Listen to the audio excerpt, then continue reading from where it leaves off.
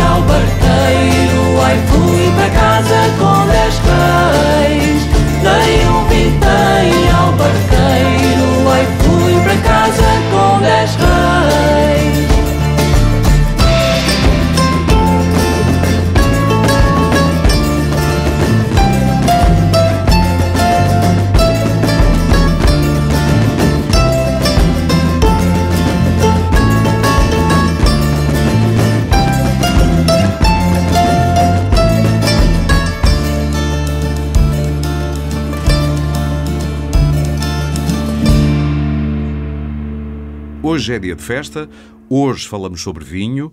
De que alquimia nasce o suco dos deuses que faz de Portugal o país com consumo de vinho por habitante mais elevado do mundo?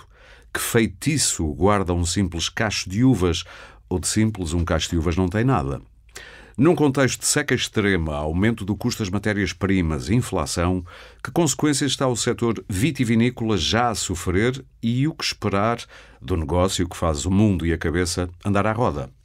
A produção sustentável chegou ao setor, caso para perguntar, finalmente? Este ano celebram-se 20 anos do Guia de Vinhos da DEC Proteste, com uma edição dedicada aos deuses tintos do Douro, a mais antiga e afamada região demarcada do país. Celebremos e brindemos, pois então. Eu sou Aurélio Gomes e comigo estão o Nuno Dias, responsável pelos estudos sobre vinho da DEC Proteste, também Ricardo Dias Fellner, jornalista especializado em gastronomia, autor do livro O Homem que Comia Tudo, e também ainda connosco João Luís Barroso, coordenador do Programa de Sustentabilidade dos Vinhos do Alentejo. Não se espante com o tilintar de copos que vai ouvir daqui a pouco, é que vamos fazer uma prova de vinhos aqui mesmo no estúdio. Uma prova cega, com moderação. Mas antes, vamos à degustação da conversa. Eu começo por si, já, Ricardo Dias Fellner. É jornalista de muitos saberes, mas que agora se dedica sobretudo a criar prosa sobre vinhos e comida. Que feitiço é este do vinho e que inspiração é que provoca num jornalista? Vamos filosofar. Como saberá, o vinho tem sido inspiração para muitos escribas, entre eles jornalistas, às vezes uma inspiração excessiva até. Mas, o que quer dizer com isso? Inspiração excessiva? Não, enfim, isto é uma coisa que não tem muito a ver para aqui, mas houve em tempos mais do que há hoje, um problema de consumo de álcool na classe. Enfim, eu acho que isto é mais ou menos sabido. Há um problema de consumo de álcool em Portugal em geral. Não vamos... Eu até diria de consumos. De consumos. Vários. Não vamos contornar aqui... isso, separando isso, obviamente, de um usufruto normal, equilibrado de vinho, que é salutar. E eu acho que o vinho, o que é extraordinário no vinho, e me continua a surpreender imenso, porque eu escrevo mais sobre comida do que sobre vinhos, embora nos últimos 2 anos me tenha dedicado especialmente aos vinhos para um artigo em especial que escrevi para o Expresso. Mas o que me surpreende mais, olhando para a gastronomia como um todo, é como, quando falamos de harmonizações com comida, o vinho aparece quase sempre.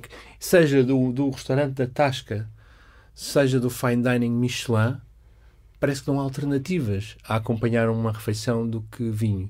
E isso quer dizer alguma coisa. Por um lado, quer dizer que fala da versatilidade dos vinhos, não é? Que há muitos vinhos, e eu sou a favor dessa diversificação de perfis de vinhos.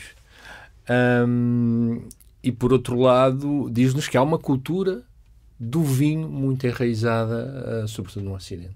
E há também uma normatividade, no sentido de quase uma obrigatoriedade de nós passarmos a consumir vinho como sinal de alguma coisa, de alguma sofisticação, de algum saber bem viver. Não, eu diria não de consumir, porque o vinho está na nossa cultura há muito, desde sempre, não é? Sim. Mas de falar sobre isso, e de falar sobre e de comprar... Aliás, que é o que estamos aqui a fazer. Exatamente. E de comprar certas marcas de vinho, certos vinhos mais caros. E sim, o vinho está claramente na moda, é um assunto de redes sociais, sim, digamos assim. E sobre isso não me parece que haja dúvida. Sim. E a importância dos rituais, da tradição? Há exagero também no ritualizar de tudo o que tem a ver com vinhos? Às vezes há quase que uma espécie de... Eu utilizo outra vez a palavra normatividade. Tens que beber isto com aquilo e tens que saber pegar nas coisas. Um vinho não deve ser arrefecido ou aquecido, isto e aquele outro e aquele outro. Acho que sim. Há um discurso muito prolífico. Há um discurso que define regras que são particularmente difíceis de definir com o vinho.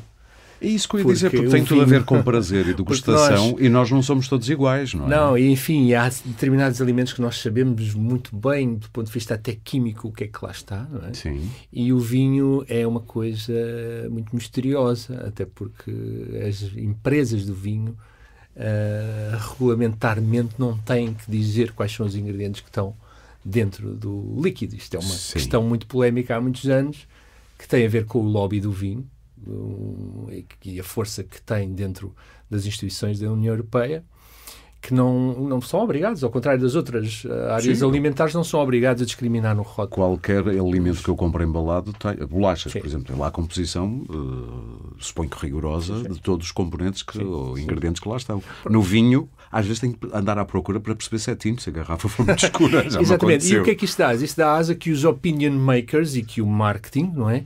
Criam um discurso tendente a dizer: este é o vinho bom, estes vinhos com madeira são os vinhos bons, os vinhos para comer carne são os vinhos tintos assim.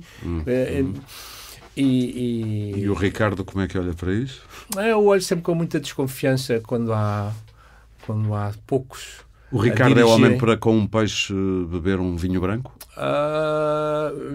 Sim, por regras sim. Aí também não vou tão longe, não é? Mas diria que há algumas... Ou seja, não beberia um tinto com um peixe, por exemplo? Talvez um peixe assado no forno, alguns tintos, não todos, mas alguns tintos, sim. Não vejo problema. E também não vejo problema de comer algumas carnes com alguns brancos. E o consumidor deve desconfiar então desses academismos exagerados e ritualizados e regras? Acho que sim. E seguir o que gosta? E seguir o que gosta e estar disponível para aprender com pessoas que, digamos, que não são... esteja um bocadinho mais fora daquilo que é considerada a norma. Eu acho que a gente já daqui a bocado há de ir lá parar aos vinhos naturais, porque é muito isso que neste momento está aqui na balança, não é? Sim. Há radicais de um lado e depois há radicais do outro. E depois há pessoas com uma pressão marimbara que fazem o que lhes apetece. Eu também estou aqui um bocadinho no meio, vejo razões de uns, vejo razões de outros. Mas é curioso que a pressão social, até entre amigos, eu sou aquele tipo que com comidas mais pesadas, tipo carnes assadas, por exemplo, apetece-me uma coisa mais leve a acompanhar, um vinho branco, por exemplo. E com um peixe que é levezinho, apetece-me, mas é uma coisa muito pessoal, apetece-me compensar com uma coisa mais pesada, um vinho mais encorpado. Mas isso sou eu. A pressão social dos amigos à mesa, tu vais beber um branco com a carne assada, tu não percebes nada disto. Portanto, já existe essa pressão também. Certo. Mas eu resisto. Acho que não faz. Vamos ver.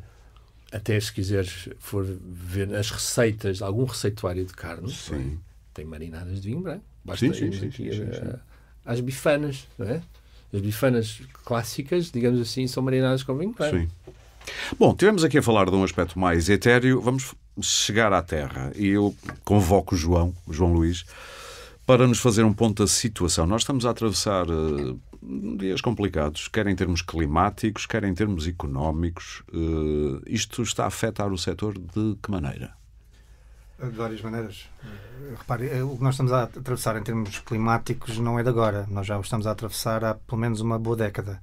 Infelizmente agora estamos a ter picos e extremos mais frequentes, o que leva a que esteja mais nas notícias e que seja mais perceptível pela maior parte da população, mas de facto, infelizmente... Há já uns bons 20, 30 anos que as coisas estão mudadas, muito obviamente. E estamos a chegar, de facto, é agora um corolário de um acumular, por um lado, de um estilo de vida que não mudou, e por outro lado, de um acumular dos reflexos desse mesmo estilo de vida em termos da envolvente ambiental que nos rodeia. E obviamente que isso se reflete na agroindústria e em particular no tema que aqui nos traz hoje, que é o vinho. Sim. E reflete-se vários aspectos diferentes. Por um lado, há uma sobrecarga muito maior e pressão sobre os produtores em si de poderem garantir a sua produção face a estes fenómenos extremos, nomeadamente a seca e por inerência a disponibilidade hídrica, portanto a falta de água, e por outro lado, e também muito, muito complicado, as ondas de calor.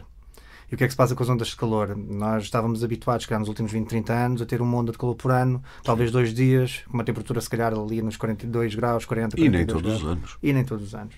Neste momento estamos a ter várias ondas de calor no mesmo ano, muito mais tempo e muito mais intensas. Portanto, passamos de 1 a 2 dias de 40 graus, para uma semana e passamos dos 38 graus para os 44.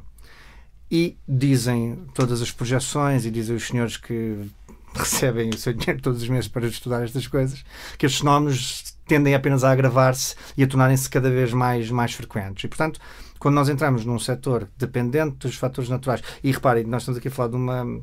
Não é à toa que o vinho ou o bom vinho, entenda-se, não é? Como nós o consideramos hoje, só se produz num determinado paralelo do Equador.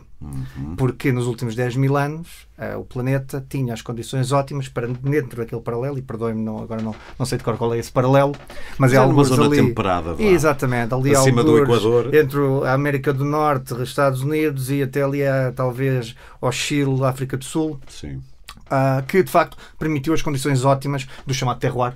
Não é? O terroir é de facto o corolário destas condições ótimas de 10 mil anos. Claro, depois aqui entramos também com fatores humanos e tal, mas acima de tudo 10 mil anos que permitiram que hoje fizéssemos vinho como fazemos. E de facto, de um momento para o outro, estamos a ter, num espaço de 100 anos, uma influência antropogénica que está a distorcer o que foi feito nos últimos 10 mil em termos biológicos.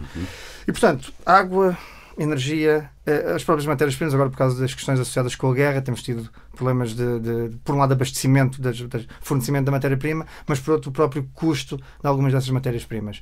E aí eu sei que talvez esteja-me a adiantar um bocadinho na pergunta, mas é aí que entra de facto a sustentabilidade, em conseguirmos criar um conjunto de mecanismos que nos permitem estar mais bem preparados, por um lado, para estes fatores bióticos, que são os fatores naturais, e por outro lado, estes fatores mais antropogénicos, que são associados com economia e materiais. Pergunta de leigo. Eu percebo isso, mas como é que se pode preparar uma produção para temperaturas de 40 graus durante 3 semanas? Pergunto aos israelitas, pergunto aos libaneses, porque eles conseguem lidar com isso há muitos anos, porque eles têm mais calor que nós. Eu tenho visto redes, não é? Põem redes para proteger as vinhas no Alentejo, por exemplo, dos caldões de calor. O problema das redes, no entanto, é os custos associados com as redes e com a manutenção das redes e a instalação das redes, os custos de mão de obra, acima de tudo. Que depois implicam também o impacto no preço dos vinhos. Exato. O que é que se pode fazer e é a forma talvez mais sensata de trabalhar é um conceito que agora apareceu, mas que não é novo de todo, que é a agricultura regenerativa, portanto usar técnicas de regeneração natural da terra para preparar melhor a própria da terra em relação a fenómenos extremos. Um caso muito simples e que provavelmente alguns ouvintes conhecerão, e aqui os colegas na sala, que é os chamados enrelvamentos, portanto as coberturas vegetais que se põem nas entrelinhas. Porquê é que isto é tão importante?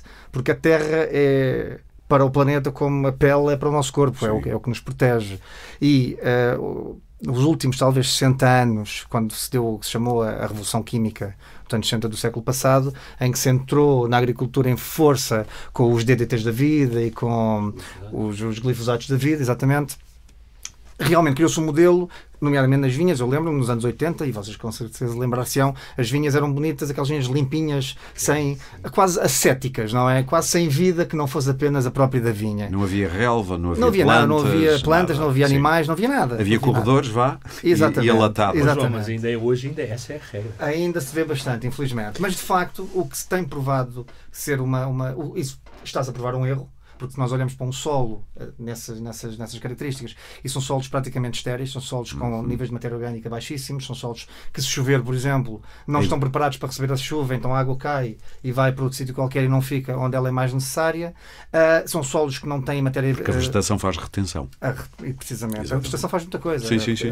Faz a retenção, a vegetação ajuda a quebrar a solidez do solo pelas suas raízes e permite a permeabilização do solo e que a água consiga descer para ali abaixo. E quando morre, enriquece o solo. Quando morre, enriquece o solo, precisamente, que é o chamado, é o composto, é o mulching, não é? Que permite que a matéria orgânica lá o mais fique natural possível. O mais natural possível. E, portanto, eu posso dar casos práticos que aconteceram, por exemplo, este ano no Alentejo, de produtores que eu visitei, ali em dezembro, janeiro, portanto já estávamos em seca, não é? Seca que nunca deixou de estar, mas oficialmente estávamos em seca. Estava na altura a chover menos de metade do que a média do ano anterior. Exato. E eu visitei alguns produtores que eu lhes perguntei, então, mas onde é que está a seca? Porque isto tudo bem, a vinha tem um repouso estativo naquela altura, mas via-se o estado da envolvente. E era uma envolvente luxuriante em termos de verde. E a resposta que eu obtive foi essa, precisamente. Nós temos trabalhado os solos de tal forma que o solo tem capacidade de reter reservas suficientes de água para aguentar. Não com isto dizendo que daqui a se calhar 4 anos continua sem chover, aquele solo vai continuar a aguentar. Claro, mas pelo menos se chover alguma coisa, mais água lá fica. Não é? Ou seja, ganha resiliência em relação ao sistema. E é isso que nós aqui tentamos muito trabalhar, é essa questão da resiliência. E há como é que se diz, permeabilidade das pessoas, dos produtores a novas abordagens. Ou aquela, eu sempre fiz isto há 40 anos, não é agora o senhor que me vem dizer como é que eu hei de fazer. Eu vou ser muito sincero consigo. No caso do Alentejo, e é o que eu posso falar, que é a área que conhece bem, a minha realidade, esse talvez fosse o caso em 2015, quando este projeto dos vinhos do Alentejo começou. Hoje, em 2022, eu com alguma segurança digo que pelo menos 80% dos produtores, tanto de uva como de vinho, já não pensou assim. E não pensou Ou seja, têm feito um bom trabalho. Repare, porque de facto, já antes até deste programa da Comissão Vitivinícola existir, já havia produtores que eram bandeiras na área da sustentabilidade em Portugal e aquelas empresas que vão à frente e dão corpo às balas para perceber se pode fazer, inclusive, deixem-me partilhar convosco, uma vez estava numa conversa entre produtores e alguém dizia, agora vamos fazer assim. E o do lado disse, então faz lá, porque se funcionar a seguir eu também faço. Ok. Vai tu à frente que eu já vou atrás se vir que tal. Exatamente. Só para terminar esta parte, se houver falta de uvas, por exemplo, e a empresa quiser continuar a produzir o seu vinho famoso ou os seus vinhos famosos ou não famosos, não interessa, as uvas vêm de onde? Bem, em teoria virão de fornecedores. De outros lados do mundo? Não necessariamente. Okay. Bem, em teoria não de todo. Não poderão vir, atenção. Exatamente. A minha pergunta tinha rasteiras. Se é um vinho certificado... Mas vocês estavam atentos. Exatamente. Ok. Mas o que eu lhe posso dizer, só para acrescentar, não me querendo saltando mais uma vez, adiantando a conversa, é que no nosso caso em particular dos vinhos do Alentejo, com este programa de sustentabilidade, nós temos um modelo de rastreabilidade associado com precisamente o fornecimento de uva e vinho que obriga e que está a ter um efeito positivo, uma externalidade muito interessante no setor, porque temos uma certificação de terceira parte que obriga a um envolvimento de fornecedores. Trabalhar em rede. E o que é que está a acontecer? Os próprios os produtores finais, os que compram a uva e o vinho, estão a premiar a uva dos seus fornecedores porque dizem assim, eu preciso que esta uva esteja num nível determinado de desenvolvimento de sustentabilidade para ser aceite pelo programa. Então pago-te mais, dou-te mais 10% sobre o valor da tua uva se tu atingires os teus objetivos ao fim do ano. Isto é um efeito super engraçado de uma externalidade positiva e de valor acrescentado na economia local, Muito derivado de um projeto que não foi idealizado por este género de... Mas nós daqui a bocadinho vamos também explorar um bocadinho mais a sustentabilidade dos modos de produção. Mas agora queria também trazer para a conversa o Nuno, da DEC Proteste. Primeiro, parabéns pelos 20 anos obrigado. do Guia de Vinhos. Uma marca DEC. histórica. É uma marca histórica, exatamente. E pegando isso da marca histórica, Nuno, qual é o efeito que já consegue perceber da existência disto no mercado? Porque isto não é só existir um guia, isto acaba por ter efeitos na produção, imagino que também nos consumidores, no grau falta uma palavra, no grau de exigência dos próprios consumidores. O que é que acha que balanço é que faz? Há 20 anos, quando nós começámos com o Guia de Vinhos Proteste, as coisas eram bem diferentes do que são hoje. Por um lado, nós notamos que a realidade mostra que os vinhos hoje têm mais cuidado, são melhores. Portanto, os produtores têm mais cuidado, os vinhos têm uma qualidade melhor que tinham 20 anos atrás. Mas nós começámos com uma forma de trabalhar diferente. Nós dissemos assim, na altura haviam pessoas que editavam livros e nós dissemos assim, não é assim que nós queremos trabalhar. Nós não queremos que nos enviem os vinhos, não queremos que sejam os produtores que digam para nós testarmos estes vinhos, não. Nós vamos fazer estudos de mercado, vamos ver a representatividade dos vinhos que existem no mercado e vamos nós próprios comprar o vinho para termos a certeza que não nos estão a enviar o melhor vinho que lá têm e que é mesmo aquele vinho que o consumidor encontra. Ou seja, usando o velho ADN da DEC Proteste, que é a independência absoluta. Tudo. De Portanto, tudo e de todos. Significa que tudo, isto não é só na área dos vinhos, eu também trabalho noutros alimentos. Tudo o que nós testamos é sempre comprado por nós. Nós não aceitamos ofertas e, portanto... Seja dos colchões mais caros, às máquinas de lavar mais caras, aos vinhos mais baratos. Tudo é comprado. Tudo é comprado. E, portanto, foi logo esse o pressuposto que nós partimos. E vamos escolher estes vinhos. Porquê? Porque são vinhos que têm representatividade no mercado e têm boas probabilidades de ainda estarem à venda quando nós publicarmos o Guia de Vinhos. Tendencialmente as colheitas mais recentes. E depois pensámos assim, bem, ok, vamos fazer as provas. Bem, nem outra coisa nos passava pela cabeça que não fossem provas cegas, mas não queríamos que fosse a opinião de uma única pessoa. Então arranjámos um painel de pessoas especializadas, que só trabalham na área dos vinhos. Tipo enólogos? Exatamente. Enólogos, canções, etc. Que nos testam os vinhos e, portanto, que vão traduzir uma apreciação que é dada, mas que é uma apreciação que é dada não por um único provador, mas por um conjunto de provadores. Juntando também as vossas análises. E depois também havia isso. Bem, ok, um vinho pode ter boas probabilidades de agradar alguém, mas do ponto de vista de composição também tem que ser correto. E então avançámos com as análises laboratoriais, que também tem um processo... O laboratório não sabe, as coisas funcionam com códigos, portanto o laboratório não sabe que vinhos é que está a testar. É cega. É tudo. O teste. Está tudo perfeitamente escondido e pronto. E depois é meter tudo em orquestra, saírem os resultados cá para fora, mas ainda faltava uma questão, que é a questão dos preços. E para nós não era suficiente publicar o preço de compra que nós compramos. E então temos inquiridores por todo o país em que recolhemos preços em garrafeiras, em supermercados e depois publicamos um mínimo e um máximo. Para quê? Para que o consumidor, quando vai às compras, saber se está a comprar barato ou saber se está a comprar caro. Tenha um farol, pelo menos. Exatamente. Portanto, consegue orientar-se... Já descobriram muito, e pelo que eu já ouvi dizer, vocês muitas vezes têm como escolha acertada um excelente vinho que custa 2 euros, por exemplo, no supermercado. Sim. O que é uma coisa que nos leva para uma conversa, nem sempre o preço é indicativo, ou muitas vezes nem é só de vez em quando, provavelmente é muitas vezes, indicativo da qualidade. Eu ainda queria pegar, sim, sem dúvida. Quer dizer, tendencialmente os vinhos melhores são mais caros, mas isso não é um dogma. Nós conseguimos arranjar vinhos acessíveis que conseguem agradar muito bem os consumidores. Sim. Mas pegando na questão inicial que me fez, o nosso trabalho na área dos vinhos não se tem limitado unicamente a publicar o Guia de Vinhos Proteste.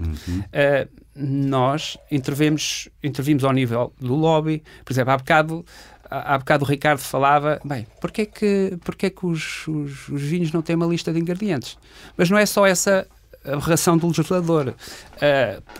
Porque é que não tem informação nutricional e energética? Sim. Porque que... Quantas calorias tem um copo deste vinho? Ou porque nós, se formos adquirir um vinho, diz lá, por exemplo, uma casta, um varietal, diz que é Syrah, e só apenas é obrigatório ter 85% dessa casta do vinho. O resto podem ser outras castas. E está só lá indicado... Mas, no entanto, quem compra julga está a comprar uma monocasta. Sim. Exatamente. Ou o ano de colheita. O ano de colheita também. Nós vemos um vinho, por exemplo, 2021 e só é obrigatório que 85% desse vinho seja de 2021. Isto não é claro para o consumidor. São tolerâncias inexplicáveis do legislador e, portanto, devia de haver, tal como o Ricardo dizia, há que haver um plano de igualdade, porque se nos outros géneros alimentícios, por exemplo, é exigido uma lista de ingredientes, do nosso ponto de vista, não faz sentido absolutamente nenhum que isso não aconteça nos vinhos. E nós temos feito todo um trabalho de lobby, nós temos trabalhado em conjunto com outras organizações de defesa do consumidor, temos feito intervenções junto das comissões vitivinícolas, no sentido, porque eu lembro, quando começámos a testar vinhos, eles tinham teores muito elevados de dióxido de enxofre. Hoje já tem muito menos.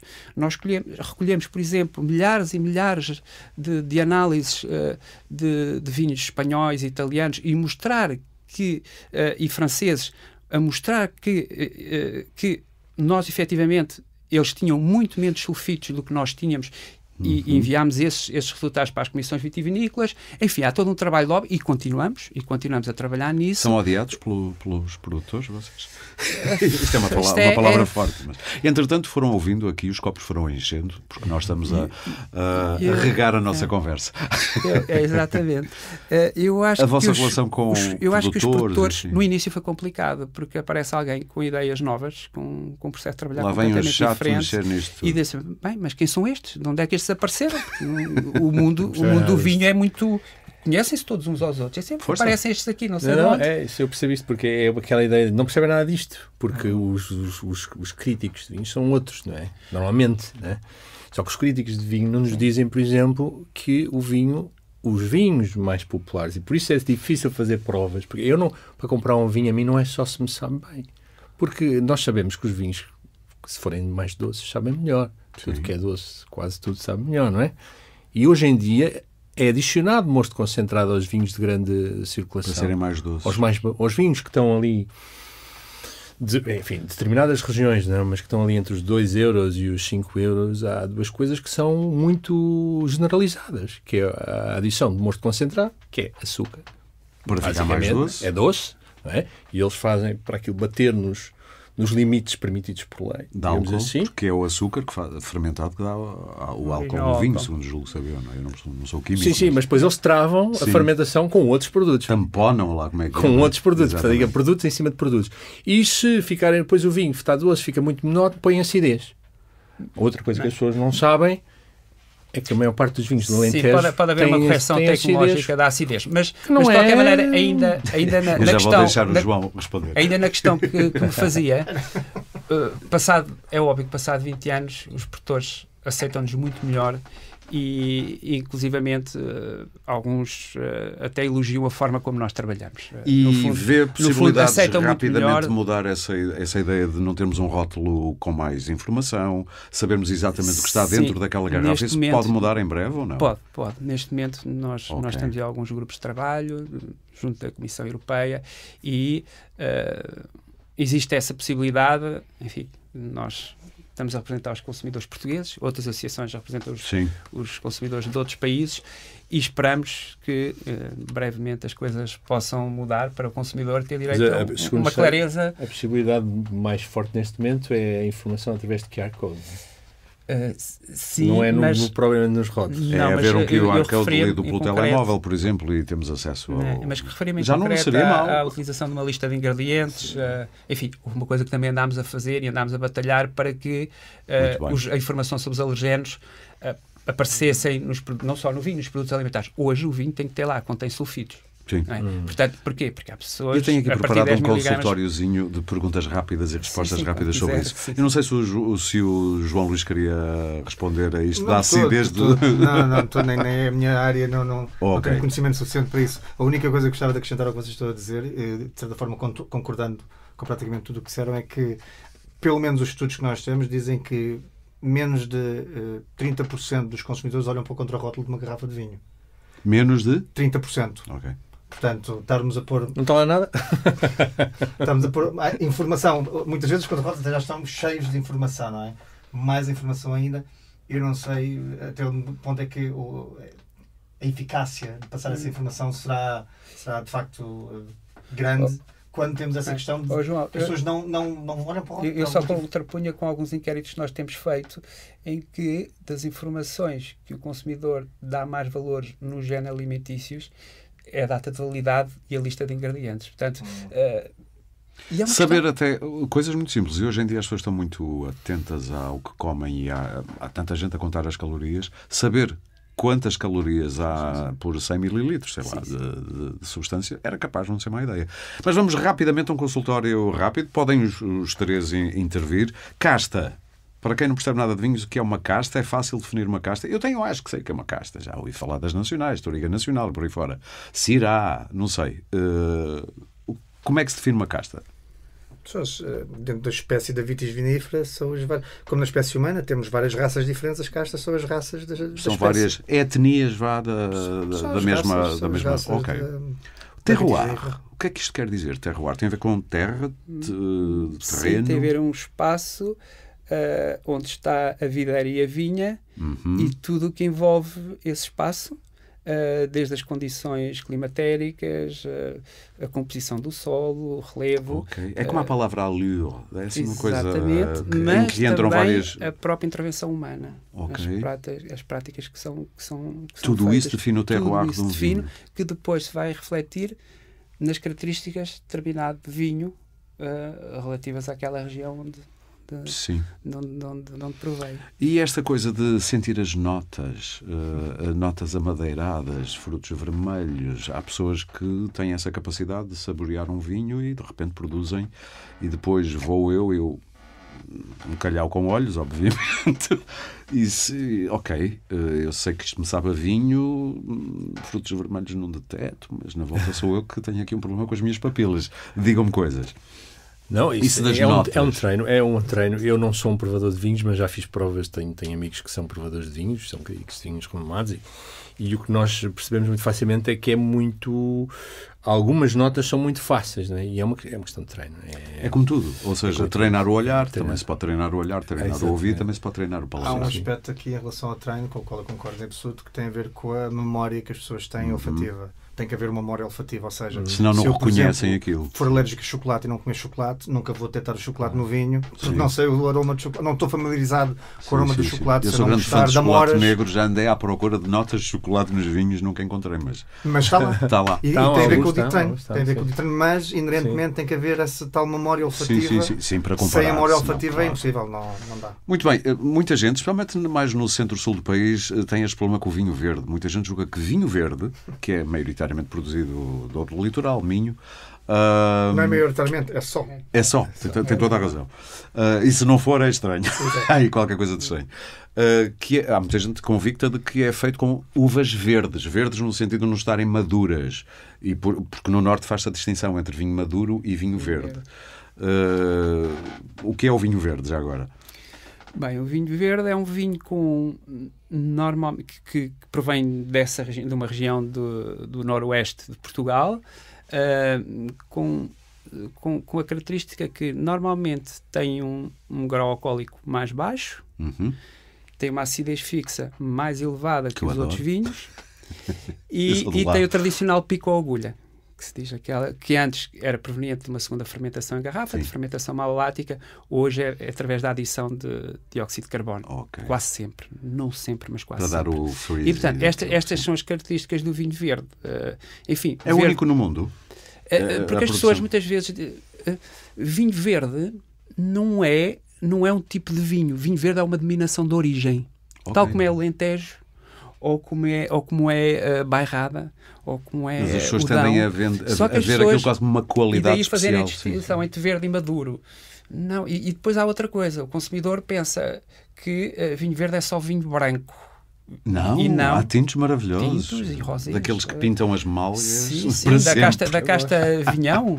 Eu sei, eu sou de lá, eu conheço bem a coisa. O que tem é algumas castas, não é? Que são típicas e que fazem parte, digamos assim, da denominação. Pronto. E que são muito típicas daquela região, mas, por exemplo, o Alvarinho, existe a Galiza, por exemplo, excelente. Sim. Portanto, há vinho verde é o Ex Libris, e o Alvarinho tem a particularidade de proporcionar um vinho com um grau alcoólico um bocadinho mais superior. Só que os galegos não podem usar a denominação vinho verde, ou podem? Não. E aqui entramos na região demarcada, que é outra expressão que às vezes as pessoas não sabem muito bem o que é que isto quer dizer. Alguém quer definir o que é uma zona demarcada, uma região demarcada? São precisamente regiões que foram, por decreto-lei, consideradas específicas e únicas para a produção de determinado daquela coisa específica. Daí as ditas denominações de origem controladas. Claro, os DOCs. E que têm que obedecer algumas regras. Por exemplo, os vinhos do Douro não podem ser, por enquanto, a não serem em situações excepcionais, regados. Exato. Lisboa também, por exemplo. Sim. Muito bem. Aliás, relativamente a essas regiões demarcadas, portanto, existem 14 regiões demarcadas para vinho com indicação geográfica e, salvo erro, 26 para denominação de origem. Muito bem. E, portanto, e isto às vezes baralha um bocado o consumidor, porque entre vinhos regionais, vinhos com denominação de origem, o que é melhor? Em princípio, os critérios de denominação de origem, aliás, em princípio não, são mais exigentes. Quase sempre. Ok. É importante, mas depois, na prática, nós vemos, e portanto, os vinhos com denominação de origem estariam um patamar acima dos vinhos regionais ou com indicação geográfica. Sim.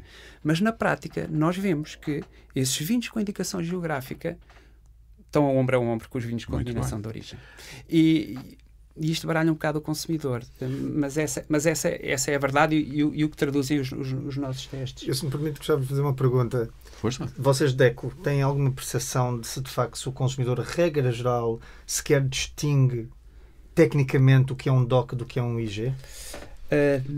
Tem muitas dificuldades, sim. Tem muitas dificuldades. Eu ia dizer isso na pergunta a seguir. Mas ainda bem que fiz. Porque realmente há todo um mundo de designações que baralha imenso o consumidor. Há uma espécie de academismo no lingo, no falar do vinho hoje em dia, que eu às vezes acho que faz lembrar às vezes psiquiatras, advogados que falam sempre no jargão profissional de uma maneira tão que quem está de fora se sente excluído e atribui poder imediatamente àquela pessoa que fala daqueles termos. Quando às vezes era fácil traduzir isto por linguagem um bocadinho mais acessível. E depois há aquelas... Como é que entender a palavra reserva? Pois, por exemplo, era isso que eu ia falar. É que entra nesta discussão. Pronto, a legislação define reserva como sendo um vinho com características organoléticas especiais, diferentes, e que tem mais meio grau do que é exigido. Meio grau alcoólico? Sim, exigido relativamente aos vinhos. Na prática, isso não é nada, porque a própria. E normalmente, e muitas vezes tem madeira, não é? Porque podem ter, sim, podem ter e podem não ter. A legislação nem isso define. Quando diz ter madeira, é nas notas? Ou é na maneira como foi guardado? Como foi produzido antes de ser engarrafado. Não é? Os cascos de madeira. E nota-se muito a madeira. Muitas vezes as pessoas têm esta ideia que a madeira é uma coisa nobre no vinho, mas nem sempre, não é? Porque a madeira também pode estar lá para disfarçar defeitos do vinho. Enfim, um vinho que não seja tão distintivo, marcar muito o vinho, que é uma tendência que está a desaparecer lentamente, não é? Mas o grande consumidor ainda gosta daquele sabor baunilhado desta da conversa madeira. Estou a perceber que há muitos truques. Mas aqueles que nós estava a falar da reserva, que é legal, e o premium também tem uma designação legal, mas depois há a seleção do enólogo, há o private selection, mas isso são truques feitos ao nível já provavelmente exatamente, da distribuição e da venda. Porque premium não quer dizer rigorosamente nada, a não ser que é um quer dizer, ele está definido na lei como sendo um produto com uma qualidade superior e com características organoléticas destacadas. Mas superior assim que a lei a quê? define. Mas superior a quê? Essa é a questão. E o que é que são características organoléticas destacadas? E ainda há uma coisa mais sofisticada, que é o nome das marcas dos vinhos, que muitas vezes usam-se nomes consagrados e fazem-se abordagens ligeiramente ao lado. Tipo, exemplo. Barca Velha, Casa Velha. Percebi. Há várias coisas deste género. Sim, mas isso é o mesmo que, por exemplo, na contrafação de roupa. Não é leves, é uma leve. espécie de... É um bocadinho a mesma... Só para perceber se é comparável em termos de contrafação. Não, porque aqui é legal, não é? Ok. Mas é só aqui por é isso. Digamos, é uma esperteza, digamos assim. Ok. Mas para todos os efeitos há um controle, pelo menos no Alentejo eu sei que existe um controle a nível da CVRE exatamente dos nomes, do que é que se pode, até onde é que se pode ir, o que é permitido e o que é que não pode induzir a eventuais erros ou equívocos. Portanto, tenta há um caminho ainda a fazer. Exatamente. E vamos terminar para ouvirmos música. Temos aí música e depois vamos a uma prova de vinhos aqui. Sulfitos. Toda a gente já ouviu falar de sulfitos. São compostos químicos, moléculas que são problemáticos, não são problemáticos, só problemáticos para alguns. O que é que são? São perigosos? Porque eu às vezes vejo, contém sulfitos. Isto quer dizer o quê? É porque depois não há uma explicação. Isto é bom ou é mau? Se contém vitamina C, eu fico contente, mas se contém sulfitos, devo ficar contente ou triste? Significa, desde já, como aparece, significa que é um composto alergénico. Okay. E, portanto, a partir daí pode provocar reações alérgicas em certos consumidores. E que vão desde erupções cutâneas até crises de asma, por exemplo. E não são tão raras quanto isso. A partir de 10 miligramas por litro é obrigatório indicá-lo, porque supõe que pode provocar efetivamente essa reação alérgica. Okay. Agora, a questão é, eles são necessários ou não no vinho? É possível fazer vinho sem sulfitos ou não? Se é possível, só que o vinho não vai durar nada. Portanto, eles são precisos no vinho. Ok. Só com conta, peso e medida. Conta, peso e medida. E o problema pode durar. E o problema é que a legislação... condições de guarda, não é? Mas o problema é que a legislação estabelece ainda, apesar de ter baixado já, estabelece ainda valores muito elevados. Tolera valores muito elevados de sulfitos nos vinhos. Era possível e se ter alguns menos. produtores que se preocupam em ter um mínimo possível para que os vinhos resistam no mercado, não é? Outros dizem assim, bem, nós podemos ir até aqui, vamos até aqui. Muito bem. E aí nós vemos muitas vezes a diferença entre o produtor que cuida ao vinho e o que não cuida. E agora vamos ouvir... Diga. Não, exatamente. Esta última questão que eu não estava a dizer, que é entre quem cuida e quem não cuida, é que os sulfitos muitas vezes é uma via fácil para não cuidar da fruta. Okay. Ou seja, os grandes vinhos de larga produção recolhem muita fruta de muitos sítios. O controle sobre o estado da fruta é menor. O que é que se faz? Sulfitos. Conservantes em força, sulfitos em força. Ok, já percebi. Vamos voltar aos Ciranda agora para ouvirmos Na Venda ou Rapazes Meninos. É a mesma música.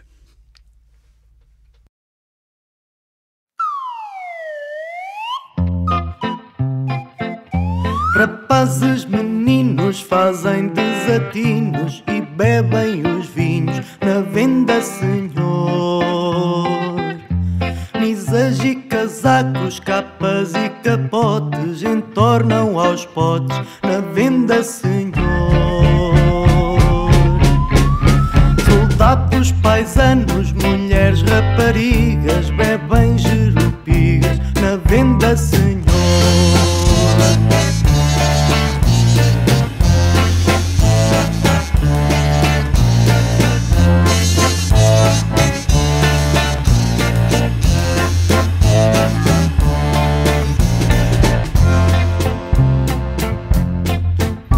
Também o Quintela, com fama de rico, vai molhar o bico na venda, senhor.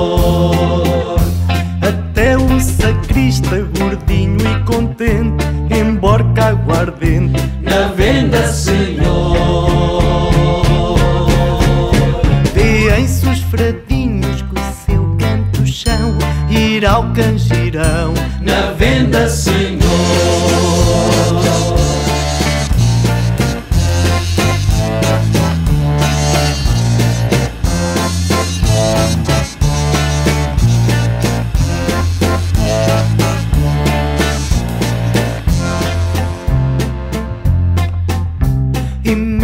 Almeidas que são figurões bebem aos tostões na venda, senhor. Freiras e frades repicam os sinos e bebem os finos na venda, senhor. à noite vinho ou aguardente bebe toda a gente. Na venda, Senhor, na venda, Senhor, na venda, Senhor, na venda, Senhor, na venda, Senhor.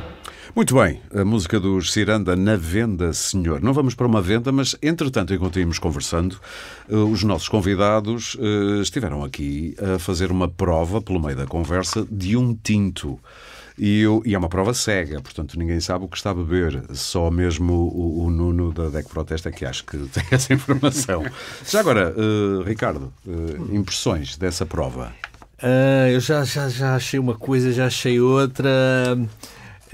Eu acho que temos aqui dois vinhos bem diferentes, dois tintos, mas parecem-me bem diferentes. No primeiro senti aqui umas, não sei se vocês sentiram no nariz, umas notas de fumados. Fumados, sim. Isso tem a ver com fumeiro? Eu estou a tentar... Não tem a ver com fumo, não. Podia ser da madeira, mas não parece que seja fumo de madeira. Mas, no entanto... E alguma tosta também. Há uma tosta, sim. Expliquem isso. O que é tosta e fumo?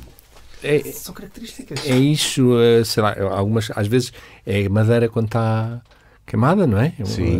Que nós às vezes até sentimos aqui, até quase fumeiro, não é? Quase. Lareira podia ser, por exemplo. Podia ser lareira, sim. Às ver. vezes vai assim a mesma a chouriço.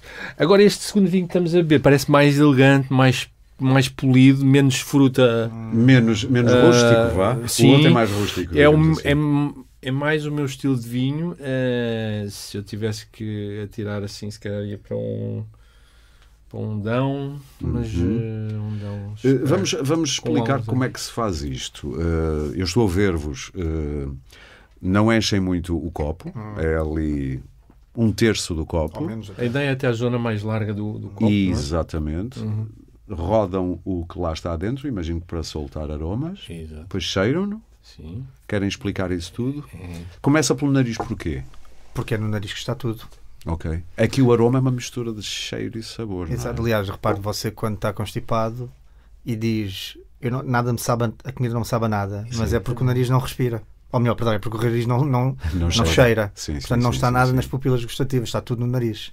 Aliás, eu até arriscaria dizer, nós podemos pegar num vinho e cheirá-lo e dizer logo se está bom, que não precisamos de o provar muitas vezes, sendo que na boca, obviamente, há aqui outra aventura sensorial, mas de facto começa tudo no nariz, sem dúvida alguma. Na boca, sim, a acidez, o açúcar, enfim, quando nota-se, mas sim, claro. No nariz é onde se detecta, por exemplo, o fumo? Ou é mais depois na prova? Não, é mais gustativa? no nariz. Na boca não se nota. Não. O nariz dá-nos coisas diferentes. É curioso que os provadores, as pessoas quando comem, não têm esta atenção aos aromas que os provadores de vinho têm. Que eu acho, às vezes, um bocadinho excessivo demais, não é?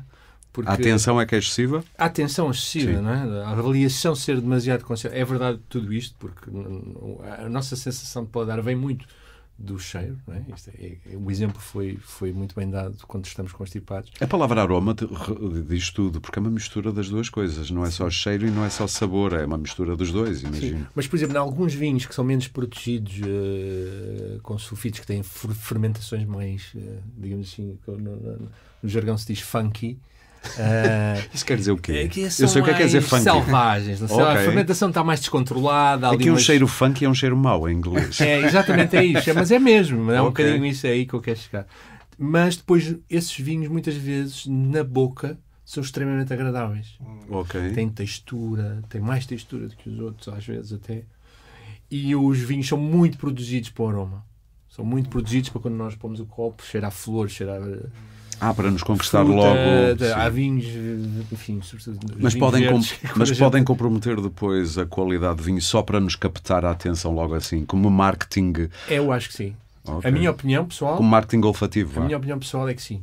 E eu não estou a beber um perfume, estou a beber Aliás, eu ouço muitos amigos, tenho alguns amigos que de facto gostam muito de vinho e têm algum conhecimento e muitas vezes ouço isso, um nariz maravilhoso e depois na boca perde-se.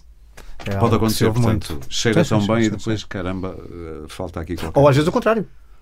Não tem nariz nenhum, mas depois na boca é uma explosão. Avaliação dos dois. Já provaram dois vinhos. Qual é o vosso verdito? Eu gosto mais do segundo. Mais do segundo? Eu gosto mais do primeiro. Sim. Portanto, há digamos, um mais rústico, outro mais sofisticado, é uma boa definição. Depende depois de cada cabeça a sua sentença. Ok. Não é? Bem, eu posso... E o Nuno dá o verdito final. Não, eu sobretudo trouxe estes 2 vinhos aqui porque são vinhos, para já os 2 têm qualidade. Portanto, são vinhos com qualidade, mas que têm preços muito diferentes. Então...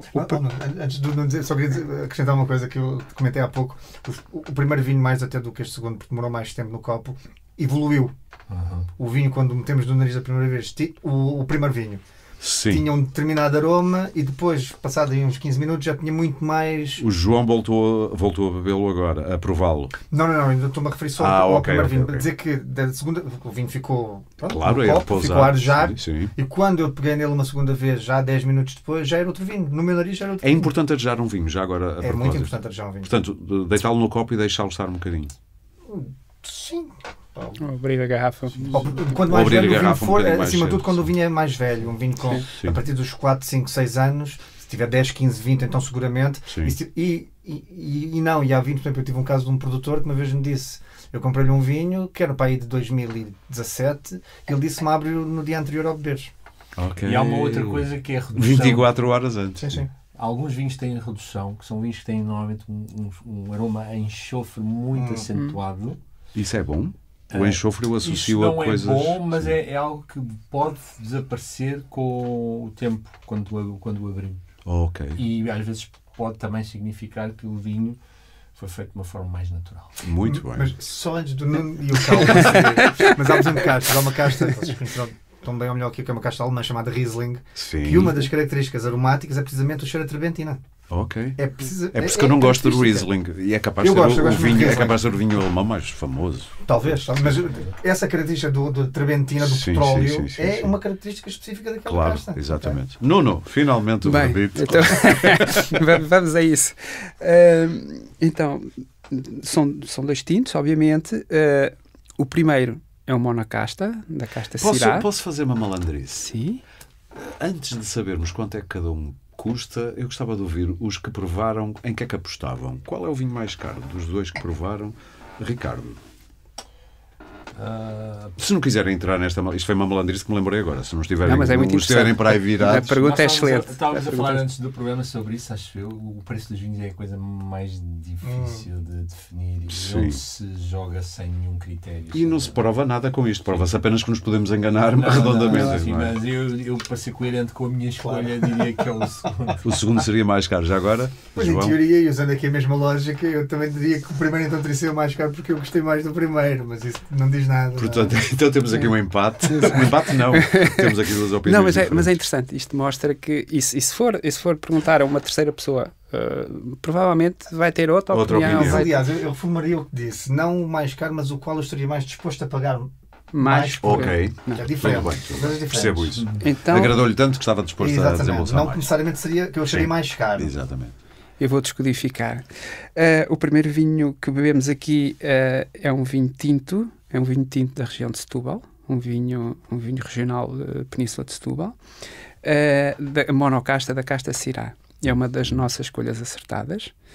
E é um vinho que custa 3 euros. 3 euros. Portanto, é um vinho que eu percebi que agradou a todos.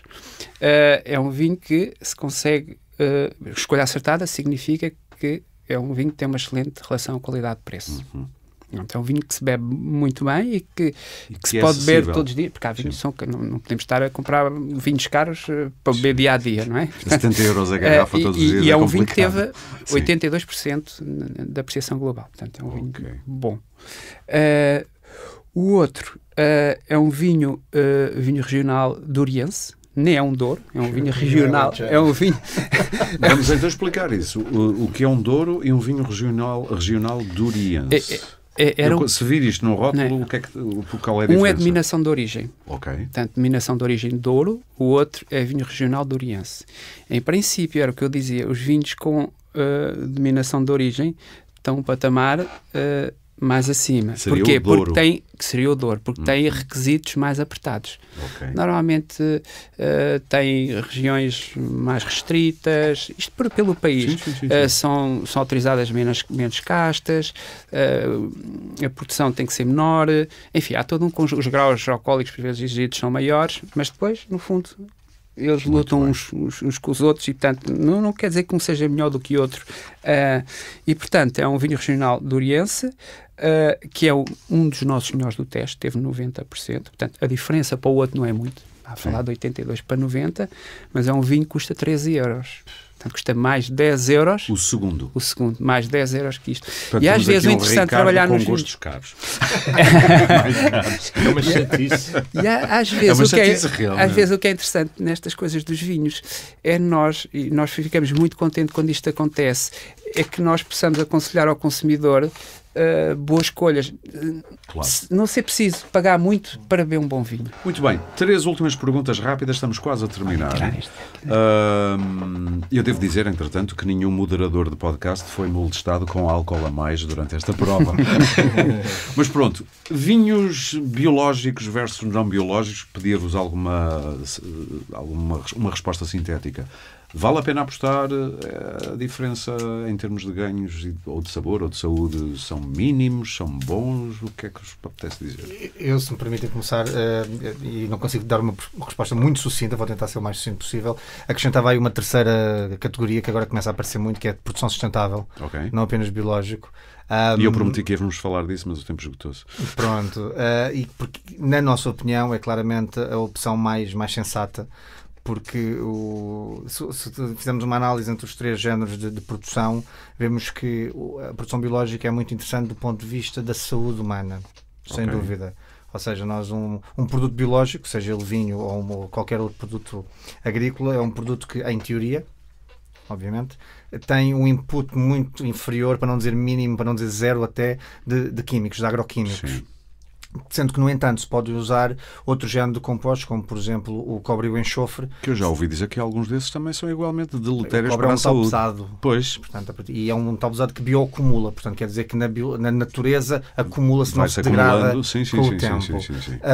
Portanto, e há vários estudos que indicam, depois isto é algo polémico nos vários setores, nomeadamente junto de produtores de produção biológica e de fãs, e atento, eu sou um fã da produção biológica, 90% dos meus produtos agrícolas são comprados de produção biológica, mas tenho uma consciência de que, por exemplo, se nós temos que ir ao campo mais vezes com um trator, ou seja, não usamos pesticidas no campo para proteger as nossas culturas, mas depois vão lá mais vezes com o trator, temos que ir mais vezes com determinados géneros de equipamentos, com gasóleo ali, e portanto consumimos mais. Só para acabar, quando nós olhamos para a produção sustentável, e a produção biológica tem outra questão muito importante, que é olha apenas e de facto para acima de tudo, para o input de agroquímicos na produção. Sim. Enquanto nós olhamos para uma produção sustentável, estamos a olhar para consumos de água, consumos de energia, pessoas, comunidades, socioeconomia, pegadas do que quer que seja, materiais, e portanto é muito mais holístico, é muito mais transversal, muito mais alargado e, por consequência, muito mais completo quando estamos a dar ao produtor, ao consumidor, um produto desta natureza.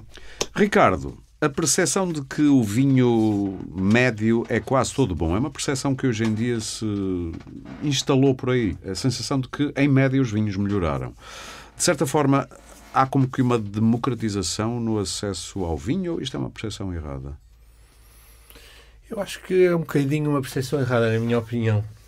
Por isso, tudo que nós tivemos aqui a dizer, Sim. que é, nós temos vinhos mais normais, mas, por outro lado, temos vinhos menos diversificados, e essa falta de diversificação, mesmo que implique às vezes bebermos uma garrafa que está fora, digamos assim, daquilo que as nossas papilas gostariam de sentir, eu acho que é positivo. E, portanto, eu acho que depois de aprendermos tecnologicamente a fazer vinhos, temos que pensar em fazer vinhos que mostrem mais aquilo que é a uva, daquilo que é o território de cada vinha, do que a própria tecnologia que o vinho tem.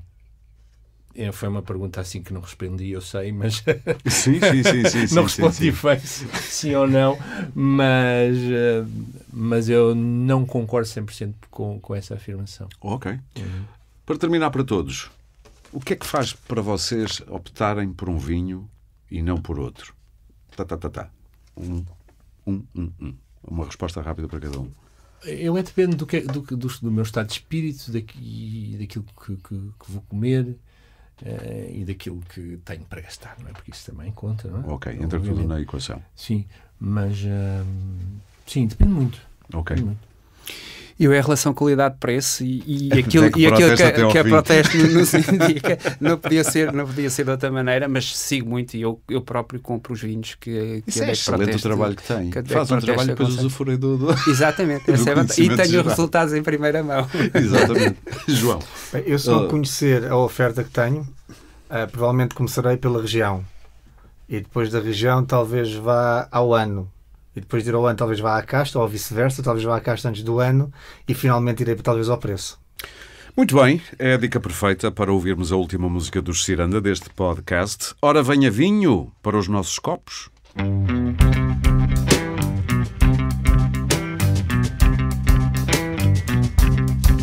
Mulher minha, não bebas mais vinho, que eu hei de dar-te uns socos.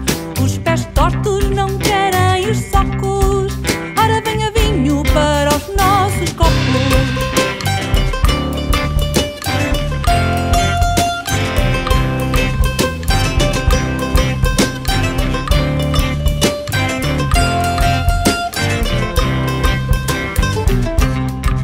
Mulher minha, não bebas mais vinho, que eu hei de dar-te umas meias. Pernas feias não querem as meias, os pés tortos não querem os socos. Ora venha vinho para os nossos copos.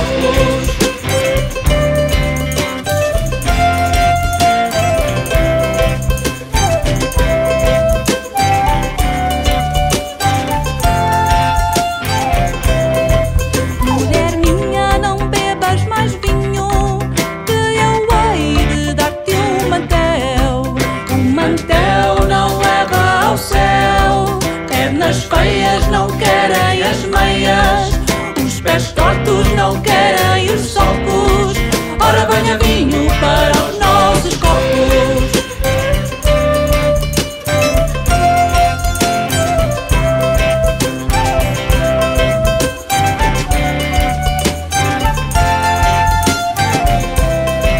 Mulher minha, não bebas mais vinho, que eu hei de dar-te uma touca. Mulher louca não quer a touca, o mantel não leva ao céu, pernas feias não querem as meias, os pés tortos não querem os socos. Ora venha vinho para os nossos copos. Ora venha vinho para os nossos copos. Ora venha vinho para os nossos copos. Muito bem, obrigado aos três. É assim que terminamos este podcast dedicado aos vinhos. Obrigado também ao Coletivo Ciranda e obrigado também a quem nos ouviu. Em deco.proteste.pt/guia-de-vinhos já podem encomendar a nova edição do Guia de Vinhos Proteste, disponível também em e-book, onde, como sempre, vai encontrar respostas sobre os vários néctares divinos que bebemos. Como é feito o vinho português, quais as regiões vitivinícolas e os dados de produção e de consumo em Portugal, como servir, degustar e conservar os vinhos, como ler os rótulos, que são tão parcos em informação, digo eu, e como escolher o que compramos. Conheça os resultados do teste a 300, estava aqui a tirar um zero, a 300 vinhos brancos e tintos, incluindo 50 do Douro, e descubra a seleção DEC Proteste ao preço mais saboroso. De resto, já sabe, pode subscrever e seguir este podcast em Spotify, Apple Podcasts, Google Podcasts, SoundCloud, ainda no YouTube ou qualquer outra plataforma de podcast que utilize no seu telemóvel ou computador, e pode ouvi-lo também em deco.proteste.pt. Este episódio teve coordenação editorial de Maria João Amorim, produção de Sandra Borges e foi gravado e produzido nos estúdios da Índigo. O Pode Pensar da DEC Proteste regressa em breve com mais ideias para consumir, estas sim, sem moderação.